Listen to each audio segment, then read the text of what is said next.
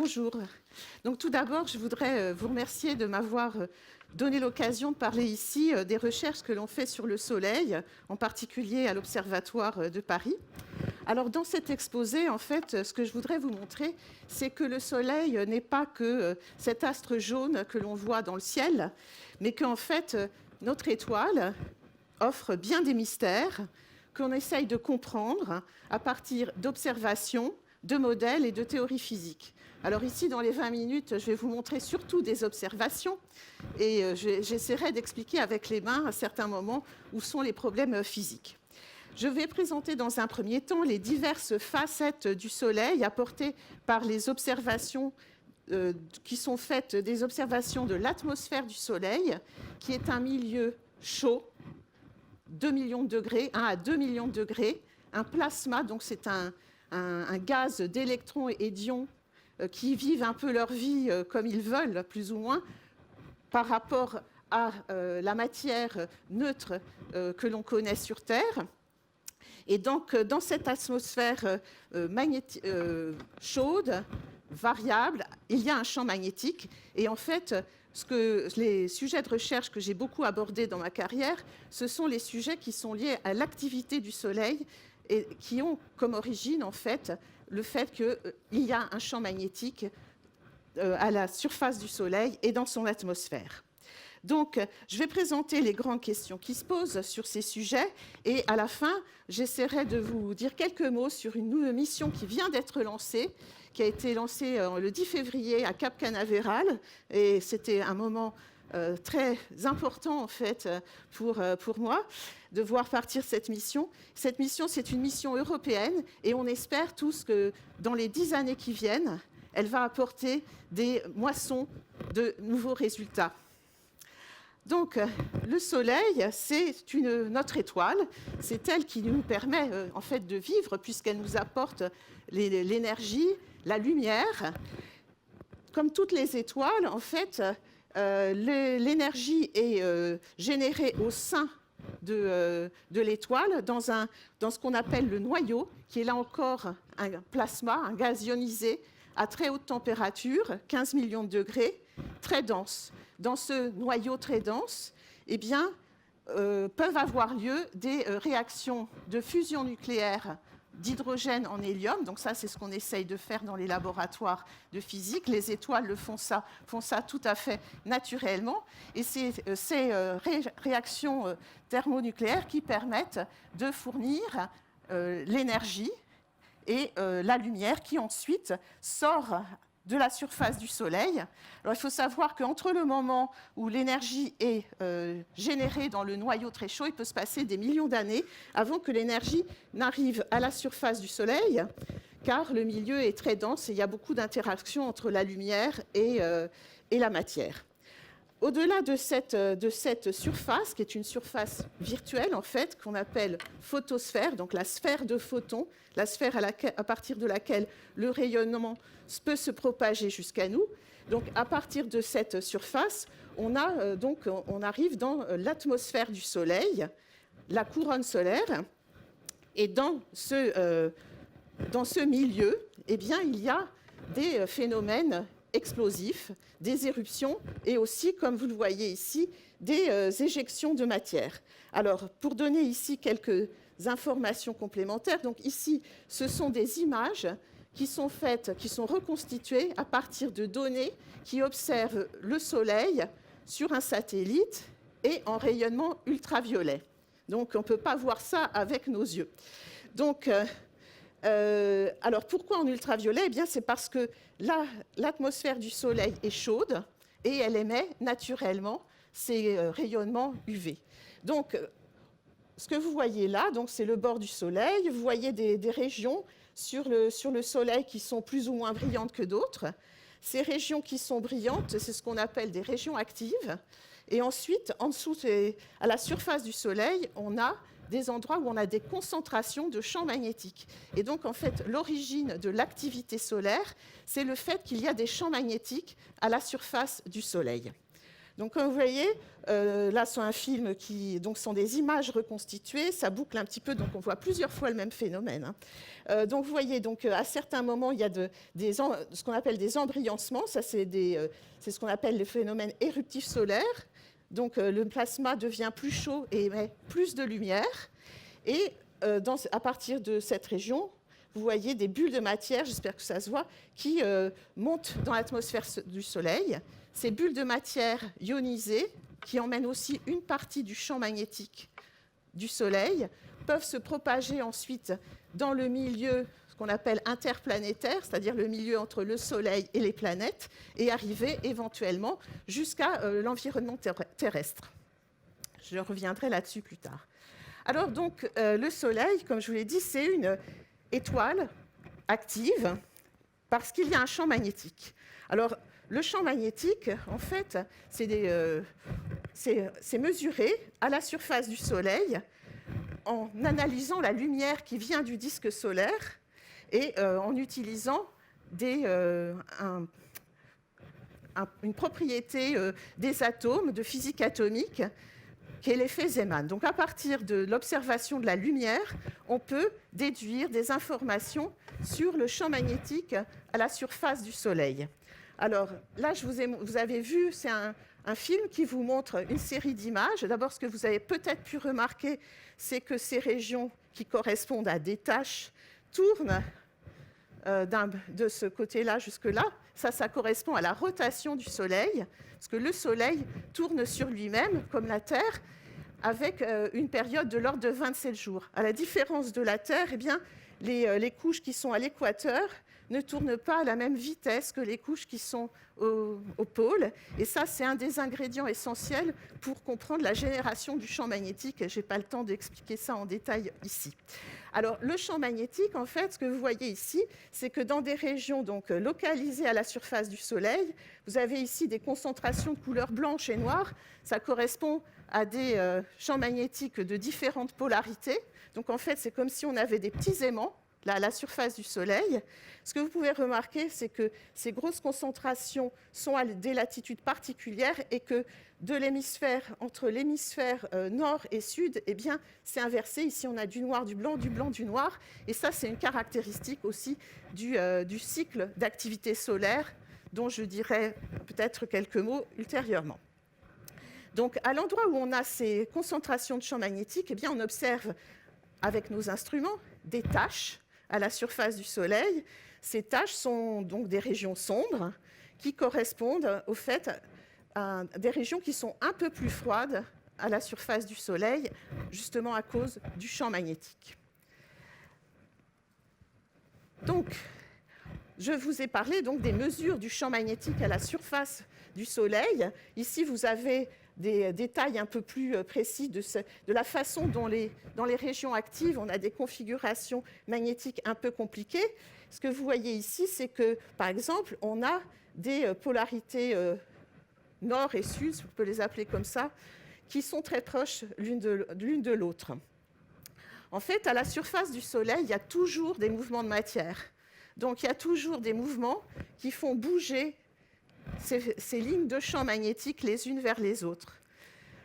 Et à cause de ces mouvements de lignes magnétiques, eh bien, il peut y avoir à certains moments des phénomènes qu'on appelle en physique reconnexion magnétique, où on peut donner l'énergie qui était contenue dans le champ magnétique au milieu, qui va devenir chaud, ou alors créer des forces magnétiques qui vont permettre d'expulser la matière de l'atmosphère. Donc, tout ce qu'on voit comme phénomène éruptif à la surface du Soleil, c'est lié aux modifications, aux perturbations des champs magnétiques à la surface, mais surtout dans l'atmosphère. Alors, malheureusement, on peut difficilement mesurer le champ magnétique dans l'atmosphère du Soleil. Et ce que l'on voit, en fait, quand on observe donc l'atmosphère, donc ici, vous avez le bord du disque. Là, ce sont à nouveau des observations de la couronne du Soleil, toujours en ultraviolet. Vous voyez qu'on a ces espèces de boucles qu'on appelle boucles magnétiques. Et en fait, ce que ça trace, c'est les lignes de champ magnétique qui sont des lignes un peu virtuelles, imaginaires. Et ces lignes de champ magnétique, dans le champ magnétique, en fait, la matière ionisée est canalisée. C'est un peu comme quand on a des aimants et qu'on met de la limaille de fer. La limaille de fer va visualiser les lignes du champ magnétique. Eh bien, dans l'atmosphère du Soleil, c'est la matière chaude et diluée de l'atmosphère qui va être canalisée par les lignes de champ et qui va tracer ces lignes de champ. Donc, cette atmosphère du Soleil, cette couronne du Soleil, là, je vous ai montré des images de satellites en ultraviolet, mais on peut aussi la voir à l'œil nu quand il y a des éclipses totales de Soleil, ce qui est quand même assez rare. En fait, c'est pour ça qu'on a besoin de faire d'autres types d'observations. Donc, quand il y a des éclipses totales de Soleil, vous avez le disque lunaire qui cache le disque du Soleil, et ça permet de voir donc l'atmosphère, la couronne. Alors, moi, j'ai assisté à plusieurs éclipses totales de Soleil. Je peux vous dire, on ne voit pas ce que je vous présente ici, parce que là, en fait, c'est une observation qui a été faite par un de nos collègues de l'Institut d'astrophysique de Paris, qui est un spécialiste d'observation d'éclipses et qui a des filtres spéciaux pour renforcer le contraste très très loin du bord du Soleil. Mais néanmoins, donc, ce que vous voyez quand on observe cette couronne, c'est des espèces de rayons, un peu comme les enfants finalement quand ils dessinent le Soleil. Et là encore, vous voyez qu'il y a des rayons avec des régions qui sont un peu plus brillantes. Et là encore, ce sont des régions où la matière de la couronne est canalisée par les lignes de champ magnétique.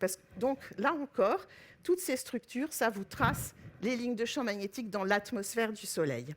Alors, on sait que cette couronne, c'est un plasma chaud, parce que, en fait, ça a été montré à partir d'observations d'éclipses et d'analyses de la lumière. Ils ont trouvé des raies spectrales, donc c'est un peu comme quand on décompose la lumière avec un prisme, des raies spectrales qui étaient inconnues en laboratoire dans un premier temps. Donc ils ont dit, c'est peut-être un nouvel élément. Mais en fait, quelques années après, on a découvert que ces raies, c'était lié à des raies d'atomes fortement ionisés, et que donc de fer fortement ionisés, et que donc pour avoir ce type d'émission, eh bien, il fallait avoir un milieu très très chaud, et c'est comme ça qu'on a une idée de la température dans l'atmosphère du Soleil. Donc, l'atmosphère solaire, donc, c'est donc un plasma chaud. Donc, les questions que l'on se pose sur cette atmosphère du Soleil, c'est comment se fait-il que l'atmosphère soit plus chaude que la surface, qui est plutôt de l'ordre de 5700 degrés. Donc ça, c'est des problèmes fondamentaux pour la compréhension de l'atmosphère de notre étoile. Alors, on a des idées. On pense que c'est lié. Il y a plusieurs interprétations. Une des interprétations est que c'est lié à la dissipation justement du champ magnétique dans l'atmosphère du Soleil, qui permet donc de libérer de l'énergie et de chauffer le milieu. Par ailleurs, comme vous le voyez ici, il y a une grande variabilité de l'atmosphère du Soleil observée en rayon X. Là, c'est sur 11 ans. Et ça, c'est lié au cycle d'activité du Soleil. Donc là, je vais vous donner quelques infos sur le cycle d'activité du Soleil. En fait, c'est connu quand même depuis un certain temps, et ça a été au départ mesuré en regardant le nombre de tâches, qui est tracé là en bleu, en fonction du temps. Et là, on a des séries qui vont de 1600 à 2020. Et donc, ce que vous voyez, c'est que le nombre de tâches à la surface du Soleil passe par un maximum, un minimum, que ce cycle, en fait, il n'est pas régulier, puisqu'il y a des moments où, au maximum, on a beaucoup de tâches, et des moments où, par exemple, à l'époque de Louis XIV, où il y avait très, très peu de tâches sur le Soleil. Donc, c'est l'activité cyclique du Soleil sur un cycle de base de 11 ans, mais non régulier. Et quand on regarde le champ magnétique, eh bien, on s'aperçoit qu'en fait, le cycle est plutôt de 22 ans, parce que tous les 2 cycles de tâches, il y a une inversion du champ magnétique du Soleil, c'est-à-dire que le pôle nord devient le pôle sud, et réciproquement. Donc ça, la génération du champ magnétique et l'évolution au cours du temps sur le cycle, c'est aussi des questions fondamentales pour nous. Donc, cette couronne magnétisée, cette couronne chaude, en fait, est la source de ce qu'on appelle aussi le vent solaire, qui est un flux de matière ionisée qui s'échappe en permanence du Soleil et qui arrive au niveau de la Terre avec une vitesse supersonique de l'ordre de 400 km à 800 km par seconde. Ce vent solaire, il a été prédit par un monsieur qui s'appelle Parker, qu'on voit ici en août 2018, qui a assisté au lancement d'une sonde pour aller vers le Soleil, justement élucider les mystères de la production de ce vent solaire. Et il a prédit que ce vent existait en 1958, bien avant que ce soit mesuré. Donc, c'est encore un sujet d'actualité. Donc, je vous ai déjà expliqué que la couronne, c'était un plasma chaud, magnétisé, source des phénomènes éruptifs solaires. Ici, je vous ai montré tout à l'heure des bulles de matière qui partaient de la surface du Soleil. Avec d'autres instruments, on peut suivre la propagation de ces bulles de matière à partir du Soleil. Voilà. Donc ça se propage à peu près vers 400 km par seconde ou jusqu'à 800 pour certaines de ces éjections coronales de masse. Ça se propage très très loin du Soleil et ça peut arriver jusqu'à l'environnement terrestre. Donc les questions de comment ces bulles de matière sont déclenchées, se propagent, là encore, sont des grandes questions de physique solaire. Alors, vous allez me dire, mais pourquoi on fait ça? Quel est l'intérêt? Alors évidemment, tout ça sont des questions de recherche fondamentale. On veut comprendre le fonctionnement de notre étoile, mais il faut savoir aussi que ces bulles de matière ionisée, par exemple, peuvent avoir des effets sur l'environnement de la Terre. Alors voilà, ici, je vous avais vu peut-être le film, la bulle de matière qui commençait à partir du Soleil, qui se propage donc dans ce qu'on appelle le milieu interplanétaire, et au bout d'un certain temps, 2 à 4 jours, suivant la vitesse, eh bien, elle va arriver au voisinage de la Terre. Alors, ce n'est pas à l'échelle, là. Donc ici, vous avez la Terre au milieu, qui, heureusement, a un champ magnétique. Donc, ce champ magnétique, il nous protège, en fait comme un bouclier par rapport aux perturbations, en particulier les perturbations magnétiques qui proviennent du Soleil. Cependant, lorsque la perturbation arrive, comme vous le voyez ici, ça comprime les lignes de champ magnétique autour de la Terre, ça les modifie et ça peut faire, là encore, un phénomène de reconnexion magnétique.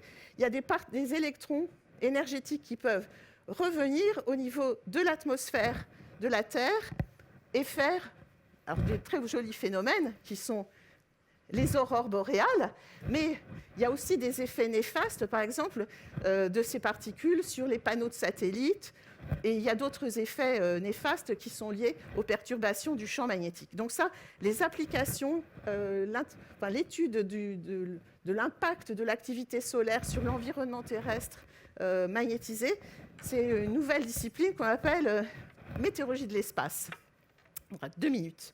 Alors, donc, aujourd'hui, j'espère que je vous ai montré quels sont les types de problèmes que l'on se pose sur le Soleil, son activité. Il y a encore donc des grandes questions qui sont ouvertes et aujourd'hui, on a beaucoup de chance parce qu'on a 2 nouvelles missions dans les 10 années qui viennent pour explorer de plus près l'atmosphère du Soleil. Alors, il y a la mission Parker Solar Probe, donc du nom de Monsieur Parker, qui a été lancée en août 2018, qui est une sonde de la NASA qui va se rapprocher du Soleil à une dizaine de rayons solaires par rapport au centre du Soleil, qui emporte des instruments pour mesurer les paramètres locaux, la densité, la température, le champ magnétique dans le milieu, et donc bien connaître les conditions dans lesquelles, par exemple, le vent solaire va être accéléré. Et puis, nous avons la sonde européenne, construite par l'ESA, en collaboration avec la NASA, qui a été lancée il y a 1 mois, et qui devrait fonctionner pendant 10 ans, on l'espère, et qui va se rapprocher également du Soleil, mais un peu moins près que la sonde américaine. Mais par rapport à la sonde américaine, il va y avoir des instruments qui vont pouvoir regarder aussi le Soleil de très près. J'ai dépassé mon temps. Donc, je vais juste finir. Donc, voilà, ça, c'est les différents pays européens qui ont construit les instruments qui sont à bord de Solar Orbiter, avec donc des mesures in situ, des détecteurs d'images. Et donc, on espère qu'on n'a pas encore de données scientifiques parce que les instruments ne sont pas encore en train de marcher, mais ils vont être mis en marche bientôt. Et vraiment, on espère qu'avec cette mission, combinée avec la mission américaine, on va découvrir des choses qu'on n'imagine même pas aujourd'hui sur la façon dont le Soleil fonctionne et son atmosphère. Voilà. Et donc, je vais finir. Dans les questions, je vais vous montrer. Donc, je vais laisser tourner le film qui montre le décollage de Solar Orbiter il y a un mois. Voilà, merci.